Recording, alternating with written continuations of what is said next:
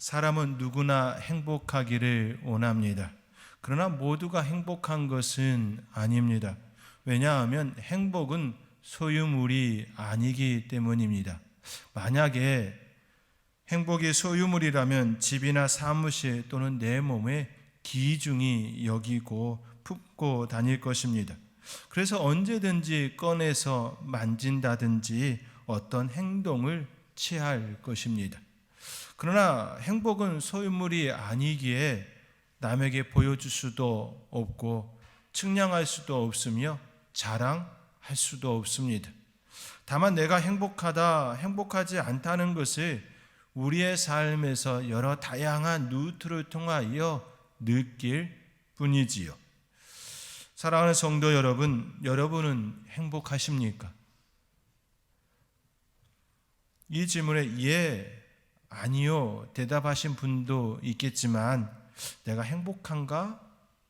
내가 진짜 행복한가? 이러한 생각하신 분들도 있을 겁니다. 행복이란 무엇일까요? 많은 사람들은 행복에 대해 지대한 관심을 가지고 있습니다. 얼마나 지대한 관심을 가지고 있는지 미국 하버드 대학에서 가장 인기 있는 과목이 행복학입니다. 무려 재적생 5분의 1이 수강할 정도로 인기를 얻습니다. 그들이 행복학 수업을 듣는 이유는 행복하기를 바라기 때문일 것입니다. 이처럼 우리는 행복하기를 원하고 행복하기 위하여 무엇을 해야 하는지, 또한 행복이 무엇인지 알기를 원합니다. 지금까지 살아오면서 여러분은 무엇이 행복이라고 생각하셨나요? 이것이 행복이다, 이것이 행복이야 라고 말할 수 있나요? 아마도 이것이 행복이다 라고 정의하기는 어려울 것입니다. 왜냐하면 인간이 추구하는 행복의 구체적인 모습이 개인마다 사람마다 다 다르기 때문입니다.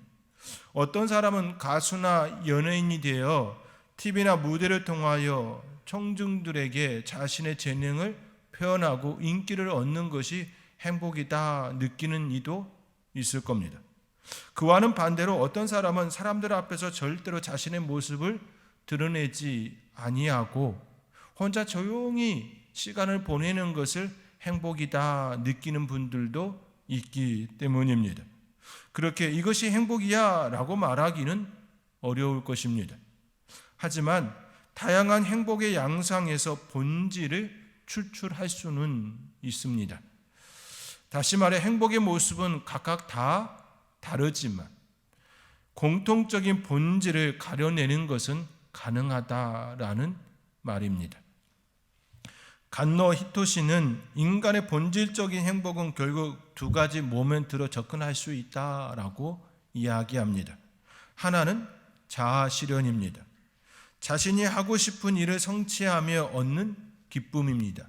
그렇지요. 우리가 간절히 바라고 원하는 것을 얻었을 때에 우리 안에 행복감이 충만하게 일어나는 것 우리는 이미 경험한 바가 있습니다. 사람들은 이를 위하여 다양한 것들을 시도하지요. 그 과정은 때로 힘들고 낙심되고 좌절을 겪기도 하지만 끝내 이루어냈을 때에 내 안에 이루어지는 그 행복감은 이루 말할 수 없을 정도로 충만합니다. 또 다른 하나는 타자와의 교류입니다. 여기서 교류는 수단이나 목적을 위한 관계가 아닌 관계 그 자체를 의미합니다. 이러한 교류에서 느끼는 기쁨은 두 가지로 구분할 수 있습니다. 하나는 교류 자체입니다. 즉 사람과 사람 사이에 일어나는 기쁨입니다.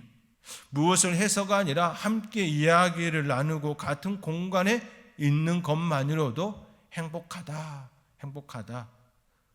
그 행복을 느끼는 것이지요. 보통 연애 시절에 이러한 행복감을 많이 느끼지요. 무언가를 하지 않아도 그 사람이 나의 옆에 있고 내가 그 같은 공간에 있는 것만으로도 충분히 행복을 느끼는 그 느낌 말입니다. 부부가 되어 10년이 되고 20년이 되어지면 이러한 감정은, 이러한 행복하다라는 것은 더 충만해져야 될 줄 믿습니다. 그런데 그렇지 못하는 이유는 무엇일까요? 한 번쯤 우리의 삶에서 생각해야 될 부분일 겁니다. 또 다른 하나는 타인에게 인정받는 기쁨입니다. 내가 좋아하고 존경하는 사람으로부터 인정받는다는 것, 개인적으로 특히 기쁨이지요. 내가 정말로 존경하고 그 사람을 닮고 싶은데 그 사람으로부터 칭찬받고 인정받는다라고 하는 건 매우 큰 기쁨일 수밖에 없지 않습니까? 이러한 모습은 인간과 인간 사이에만 있는 것은 아닙니다. 하나님과 우리 사이에도, 하나님과 나 개인 사이에도 일어납니다. 하나님의 임재를 경험하면 이러한 관계로 발전합니다. 하나님과의 교제만으로도 기쁨이고 행복입니다. 하나님을 만난 하나님만 생각만 해도 내 안에서 형용할 수 없는 충만한 그 은혜, 그 기쁨, 그 행복을 주체할 수 없는 것이지요. 뿐만 아니라 내가 살아있는 존재임을 더욱 실감하며 앞으로의 청사진을 그릴 수 있게 됩니다. 그렇게 개인의 삶에서 하나님의 만남, 즉 임재의 경험의 유무는 그 사람의 신앙과 삶에 지대한 영향을 끼칩니다. 우선적으로 하나님의 임재를 경험한 사람은 나의 중심에서 하나님의 중심으로 삶의 축, 인생의 축이 바뀝니다. 지금 하고자 하는 일들이 하나님의 마음에 합한 것인지 아닌지를 먼저 생각하게 됩니다. 더 나아가 진정한 기쁨과 행복이 무엇인지 깨닫습니다.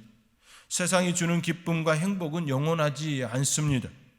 그러나 하나님과의 만남에서 비롯되는 기쁨과 행복은 삶의 온천이 됩니다. 마치 오랜 가뭄에도 마르지 않는 깊은 샘물과 같습니다. 계속해서 솟아오르는 그 샘물, 가뭄 속에서도 그 샘물을 마시면 목말랐던 이 갈증이 한순간에 사라지는 그런 모습과 같습니다. 하나님의 임재, 하나님과의 나와의 만남은 바로 이런 것이지요. 사랑하는 성도 여러분, 하나님과의 만남, 하나님의 임재를 언제 경험하셨습니까? 저는 중고등부 시절 교회 수련을 통하여 경험하였습니다. 그때 내 안에 일어난 뜨거움을 주체할 수 없었습니다. 너무나도 기쁘고 행복했습니다. 또 한편으로는 내가 죄인임을 고백하지 않을 수 없었습니다. 눈물과 콧물이 앞을 가렸습니다. 그럼에도 내 속은 너무나도 시원하였고 감사하였습니다. 저는 그때의 기억을 결코 잊을 수가 없습니다. 저와는 다르게 하나님의 만남을 매우 잔잔하게 경험한 이들도 있습니다. 성년이 되어지도록 믿어지지 않던 그 하나님을 어느 순간 나의 하나님으로 받아들인 이들도 있습니다. 무엇을 해서가 아니라 어느 순간 믿어지지 않았던 그 하나님이 나의 하나님으로 매우 평온하면서도 잔잔한 호수와 같은 평안한 마음을 주셨다라고 고백한 이의 고백을 들은 바 있습니다. 이처럼 하나님과의 만남은 개인의 역사에 있어서 매우 중요합니다. 어떤 형태가 되었던 하나님의 임재를 경험하면 그 안에서 참된 소망과 기쁨을 누릴 수 있습니다. 그 기쁨은, 그 소망은 그 누구에게도 빼앗기지 않는 참 소망과 행복입니다. 이러한 복된 성도님들이 되시기를 주님의 이름으로 축원드립니다. 오늘 본문은 하나님의 임재를 경험한 이스라엘 자손의 반응과 하나님께 올리는 제의에 대해 다루고 있습니다. 그리하여 오늘은 하나님의 임재 그리고 예배자가 취할 마음에 대하여 함께 생각해 보고자 합니다. 오늘 본문 18절 19절의 말씀입니다. 오늘 본문 18절과 19절의 말씀을 우리 함께 읽겠습니다. 뭇 백성이 우레와 번개와 나팔 소리와 산의 연기를 본지라 그들이 볼 때에 떨며 멀리 서서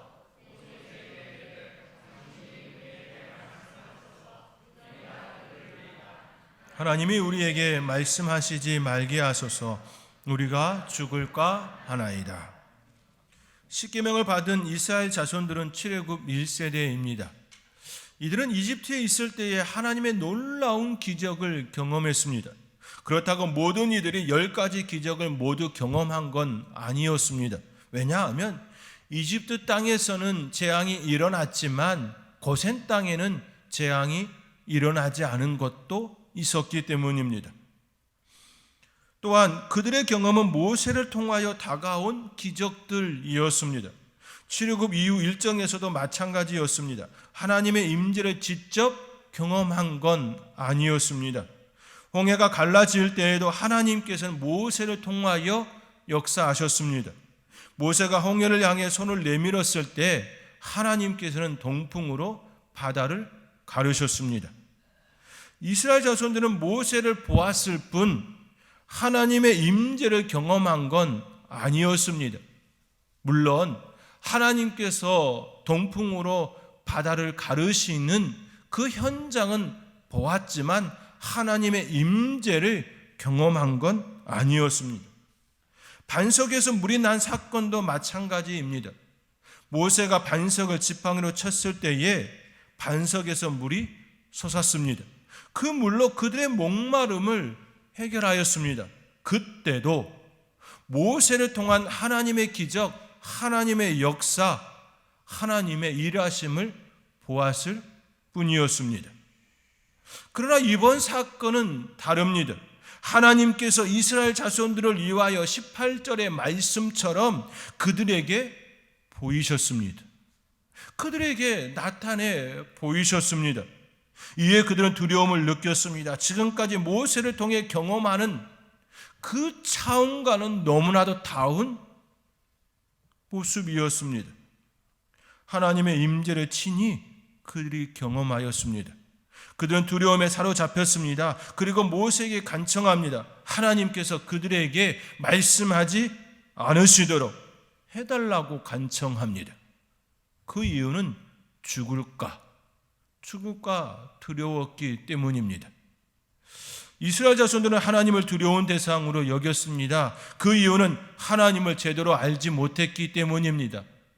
또한 그들이 가지고 있었던 사회적 문화 때문이었습니다. 그들은 이집트 생활에서 자유로운 삶을 살았던 게 아닙니다. 이집트 바로에 의하여 지배당하는 피지배층, 즉 노예였습니다. 처음부터 그들이 노예였던 건 아니었습니다. 그러나 시간이 지남에 따라 그들은 이집트의 노예로 되었습니다. 바로의 명령에 의해 언제든지 생명을 빼앗길 수 있었습니다. 그들의 생명은 그들의 것이 아니었습니다. 그들에게 있어서 이집트 바로는 신이었습니다. 아브라함과 이삭과 야곱의 하나님은 멀리 있는 하나님이었습니다. 그 하나님보다 이집트 바로가 더 가까이 있었고 그들의 생명을 좌우하였습니다. 그러한 사회적 문화를 가지고 있었던 이스라엘이 지금 하나님을 본 것입니다. 그러니 이집트 바로보다 더 높으신 하나님을 두려워하지 않을 수가 없었던 것이지요. 두려움을 갖는 그들에게 모세는 두려워 말라 말합니다. 그리고 하나님에 대하여 알려줍니다. 20절의 말씀입니다. 우리 20절의 말씀 우리 함께 읽겠습니다. 모세가 백성에게 이르되 두려워하지 말라. 하나님의 임하심은 너희를 시험하고 너희로 경외하여 범죄하지 않게 하려 하심이니라. 너희로 경외하여 범죄하지 않게 하려 하심이니라. 하나님께서 이스라엘 자손들에게 임하심은 그들의 공포를 주시기 위함이 아니었습니다. 그들로 하여금 마음의 두려움을 갖고 하나님을 온전히 바라보며 범죄하지 않도록 돕기 위해서였습니다. 가족 공동체에서 민족의 공동체로 발전하였습니다. 그 안에 질서가 무너진다면 그들의 앞날은 밝지 않습니다. 그들에게 절실하게 필요한 건 서로를 보호하는 하나라는 공동체성입니다. 그들을 가장 잘 아시는 하나님께서는 가장 확실한 방법으로 그들에게 접근해 주셨습니다. 욥이 고백하는 것처럼 귀로만 듣던 하나님을 보여주심으로 진정한 하나님의 백성이 되도록 하셨습니다. 하나님의 임재로 인하여 그 하나님이 나의 하나님이시고 나는 그분의 백성임을 깨닫는 진실된 고백이 그 가운데 일어나게 하신 것입니다. 이러한 모습은 전형적인 구약의 프레임입니다. 구약에서 비춰지는 하나님은 매우 엄격하시며 법 위에 계시고 하나님의 법을 어긴 이들을 벌 주시는 하나님, 그 하나님이십니다. 아론의 아들 나답과 아비후가 하나님이 명령하지 않은 다른 불을 분향하다가 불이 그들을 삼켰습니다. 또한 여리고성을 무너뜨릴 때 그 성에 있는 것을 취하지 말라는 그 명령을 어긴 아간은 돌에 맞아 죽임당했습니다. 이처럼 구약의 하나님은 매우 엄격하시고 범접하기에 두려운 분으로 나타내셨습니다. 그리하여 우리는 종종 구약의 하나님을 오해할 때가 있습니다. 그러나 그 내면과 실상을 보면 그렇지 않습니다. 이스라엘 공동체를 지키기 위하여 최소한의 규율이며 엄격함이었습니다. 그러나 이스라엘은 그 하나님을 온전히 바라보며 살지 못했습니다. 우상 숭배와 이방신을 따르는 삶을 살았습니다. 더 이상 그들은 하나님을 따르지 않았습니다. 그 결과 이방 나라의 포로가 되었습니다. 제2의 이집트 생활이 그들 가운데 일어나게 된 것입니다. 다시 그들은 기쁨과 소망이 없는 나락으로 떨어졌습니다. 하나님께서는 나락으로 떨어진 그들을 외면하지 아니하시고 은혜를 베풀어 주셨습니다. 바로 예수 그리스도이십니다. 예수님은 이 땅에 인간의 옷을 입고 오셨습니다. 하나님이 인간이 되어 인간의 삶을 사셨습니다. 목수의 아들로 태어난 예수님은 어린 시절 아버지 요셉을 따라 목수일을 배우셨고 공생애를 시작하기 전까지 그 일로 가족을 부양하였습니다. 가족의 일원으로 아들로서 책임을 다하셨습니다. 그리고 하나님 아버지의 때가 되어 공생애를 시작하셨습니다. 가난한 자들을 먹이시고 아픈 자들을 치유하시고 귀신 들린 자들을 낫게 하시며 무지한 무리들을 가르치셨습니다. 그리고 3년의 공생애를 마치시고 고난받으시고 십자가에 못 박혀 죽으셨습니다. 그리고 3일 만에 부활하시고 제자들에게 보이시고 500여 성도에게 보이셨습니다. 그리고 많은 무리들이 보는 가운데 하늘로 올라가셨습니다. 예수님의 성육신은 구약에 나타난 하나님과는 너무 다른 모습입니다. 위험찬 모습도 아니었습니다. 근접할 수 없는 분도 아니었습니다. 두려운 분도 아니었습니다. 심판하시는 분도 아니었습니다. 벌 주시는 분도 아니었습니다. 가장 가까이에서 아픔과 슬픔을, 고통을 함께 나누며 그 자리에 계셨습니다. 그분의 옷자락을 만지며 고침을 받았습니다. 그분께서 구워주신 떡과 고기를 먹었습니다. 인간의 삶의 한복판에 오셔서 친히 그 모든 일들을 함께 하셨습니다. 그분은 인간의 옷을 입으신 하나님이시고 우리를 구원하신 하나님이십니다. 사랑하는 성도 여러분, 하나님의 임재는 두려운 것이 아닙니다. 우리의 삶과도 분리되지 않습니다. 우리의 아픔을 어루만지시며 낫기를 바라시며 치유케 하십니다. 하나님의 임재는 축복입니다. 주를 믿는 성도들이 그 축복을 온전히 누리도록 승천하신 예수님께서는 우리의 충보자 성령님을 보내주셨습니다. 연약한 우리들을 예면하지 아니하시고 일어설 수 있도록 우리에게 힘을 주시는 그분 성령님을 보내주셨습니다. 성령 하나님은 우리의 삶의 자리에 늘 함께 하시며 우리와 함께 거하고 계십니다. 그분과 함께 멋진 삶을 살아내시는 복된 성도님들이 되시기를 주님의 이름으로 축원드립니다. 엄격하신 하나님과 성육신하신 하나님은 분리할 수 없습니다. 엄격하신 성부 하나님께서 우리를 사랑하시기에 성자 하나님을 보내셨기 때문입니다. 그리고 다시 예수님은 우리를 위하여 성령 하나님을 보내셨습니다. 이 모든 것들은 사랑이라는 이름으로 연결됩니다. 성부 하나님께서는 우리를 사랑하셔서 서로를 지킬 수 있도록 복과 질서를 주시고, 예수님은 죄로 영원히 죽을 수밖에 없는 존재들에게 친히 육신의 몸으로 우리에게 다가오셔서 사랑으로 어루만지시고 구원의 길을 열어주셨습니다.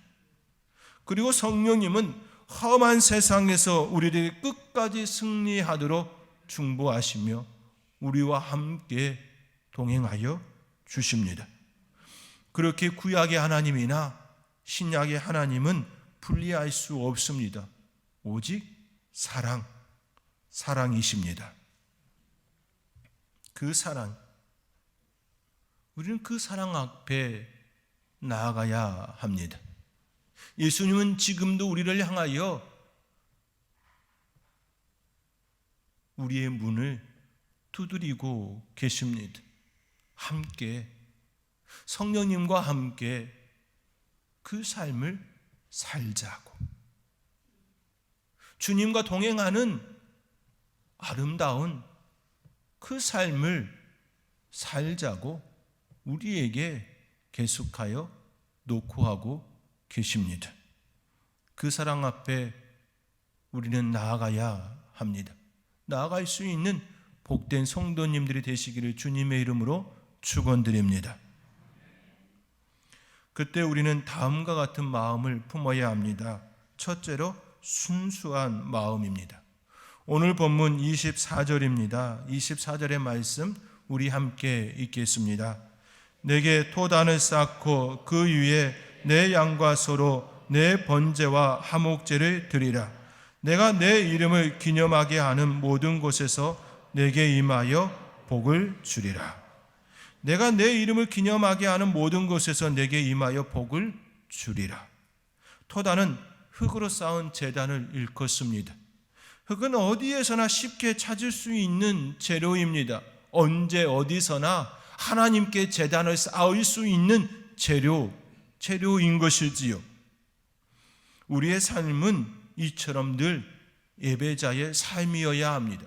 우리의 삶 자체가 늘 예배의 삶이어야 함을 흙으로 토단을 쌓는 그 의미 속에 담겨 있는 것입니다. 삶으로 드리는 예배가 우리의 일상입니다. 일상에서 하나님과 만남이 있는 삶은 축복이 아니라 할 수가 없습니다.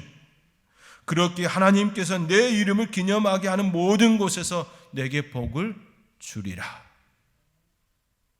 언제든지 쌓을 수 있는 그 흙, 이것이 바로 우리의 일상에서 하나님께 예배 드리는 일상의 예배입니다.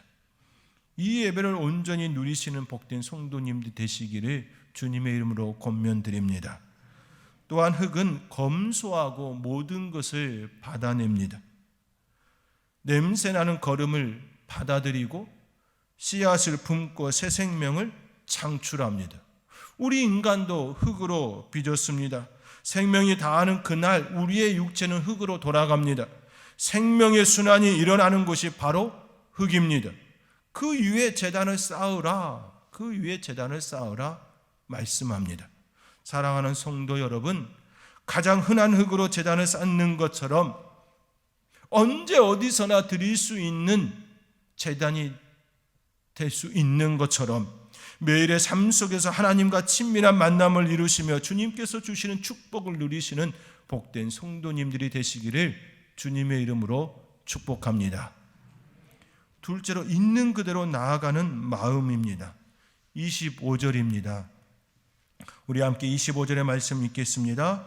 내가 내게 돌로 제단을 쌓거든 다듬은 돌로 쌓지 말라. 내가 정으로 그것을 쪼면 부정하게 함이니라. 하나님께서는 돌로 제단을 쌓을 때 다듬은 돌로 쌓지 말라 명령합니다. 이는 하나님께서 만드신 돌 그 본연 그대로 사용하라는 말씀입니다. 이는 하나님 앞에 나아가는 우리의 모습이 있는 그대로 나오라는 말씀입니다. 감추거나 치장하지 말라. 있는 그대로 나오라는 말씀입니다. 마음이 아픈 이는 아픔 그대로, 힘없고 나약한 이는 나약함 그대로, 제약된 모습 그대로 나오라는 말씀입니다. 가식된 모습이 아닌 진솔한 마음으로 나오라는 말씀입니다.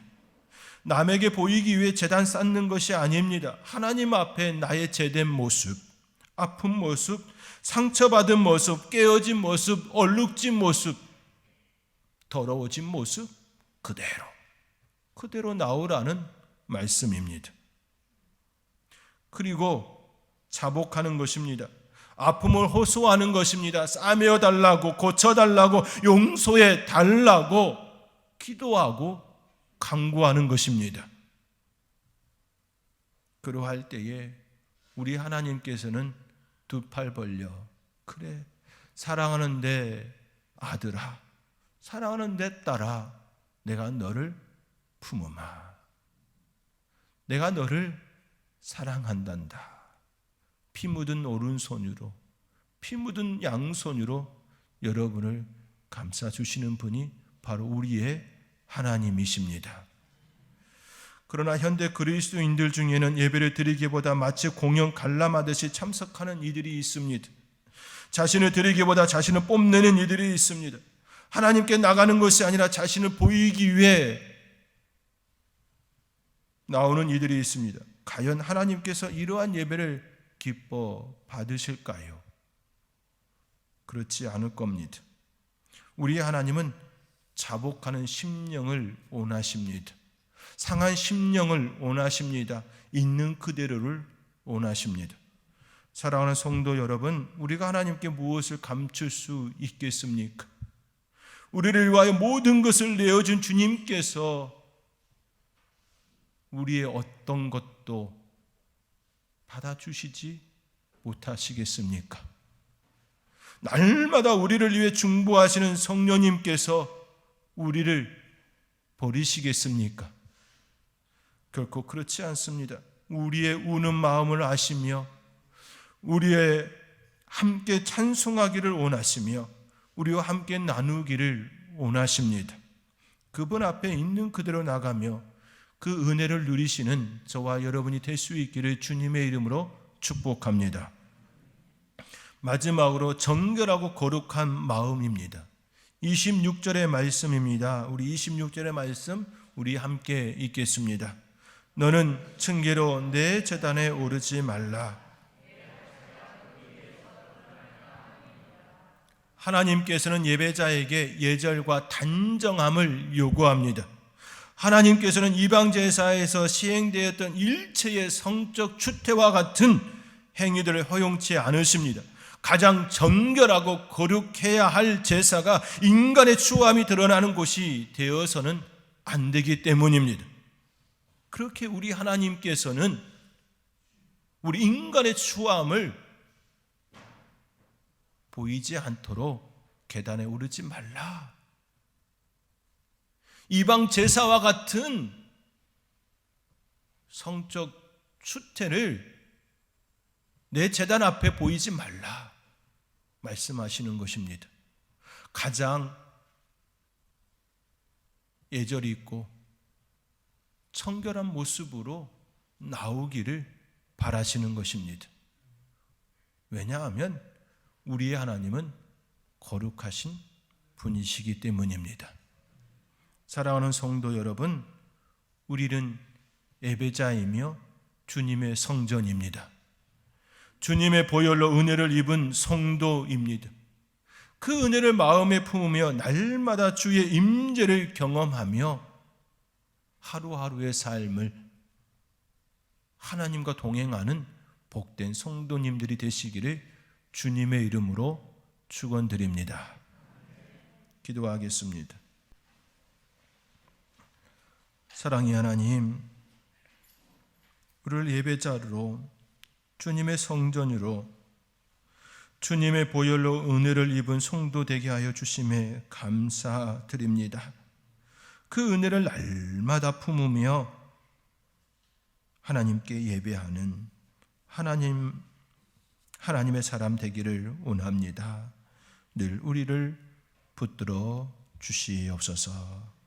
이 모든 것 감사하옵고 예수님의 이름으로 기도하옵나이다. 아멘.